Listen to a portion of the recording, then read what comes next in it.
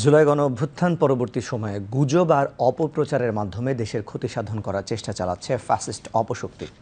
নিরন্তর চালাচ্ছে সরকার বিরোধী propaganda.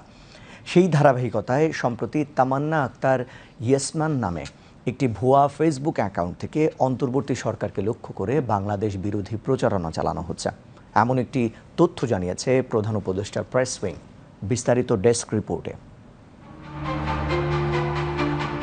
CA press wing fact তাদের ভেরিফাইড ফেসবুক পেজে এক বিবৃতিতে জানায়, তামান্না আক্তার ইয়াসমান নামে ভুয়া ফেসবুক অ্যাকাউন্ট থেকে বাংলাদেশ বিরোধী প্রোপাগান্ডা ছড়ানো হচ্ছে, যা মূলত অন্তর্বর্তী সরকার বিরোধী প্রচারণা এবং ক্ষমতাচ্যুত আওয়ামী লীগকে সমর্থন করে করা হচ্ছে।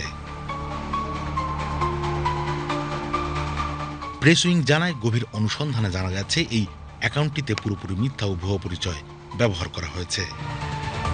সংযুক্ত আরব আমিরাতের রাষ্ট্র সচিব রিম আলা হাশেমের ছবি ও ভিডিও ব্যবহার করে মিথ্যা পরিচয়ের মাধ্যমে এই প্রচারণা চালানো হচ্ছে। প্রোফাইল হোল্ডার এমনভাবে তৈরি করা হয়েছে যা দেখে অনুমান হতে পারে উচ্চ পর্যায়ের একজন আন্তর্জাতিক ব্যক্তিত্ব আওয়ামী লীগের পক্ষে সমর্থন করছেন। প্রোফাইলের মেটাডাটা বিশ্লেষণে জানা যায়, এটি গত বছরের 24 নভেম্বর তৈরি করা হয়েছে এবং বাংলাদেশ থেকে পরিচালিত হচ্ছে। মাত্র 7 মাসে এই অ্যাকাউন্টটিতে 14,000-এর বেশি ফলোয়ার তৈরি হয়েছে। ফেসবুক পোস্টে এই অ্যাকাউন্ট থেকে দাবি করা হয়, সুইজারল্যান্ডের বিচারালয় রূপপুর পারমাণবিক প্রকল্পের অর্থ আত্মসাৎ মামলায় শেখ হাসিনা সহ 334 জনকে ক্ষমা করে দিয়েছে।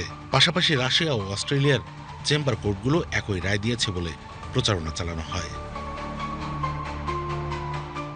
এছাড়া আরেকটি পোস্টে ভারত ও ইউরোপীয় ইউনিয়ন বাংলাদেশ নির্বাচন কমিশনের উপর নিষেধাজ্ঞা আরোপ করেছে বা করতে যাচ্ছে বলে দাবি করা হয়। পাশাপাশি ভারতের প্রধানমন্ত্রীর সঙ্গে তার সাক্ষাৎ সহ আরও কয়েকটি মিথ্যাচার করা হয়েছে এই অ্যাকাউন্ট থেকে।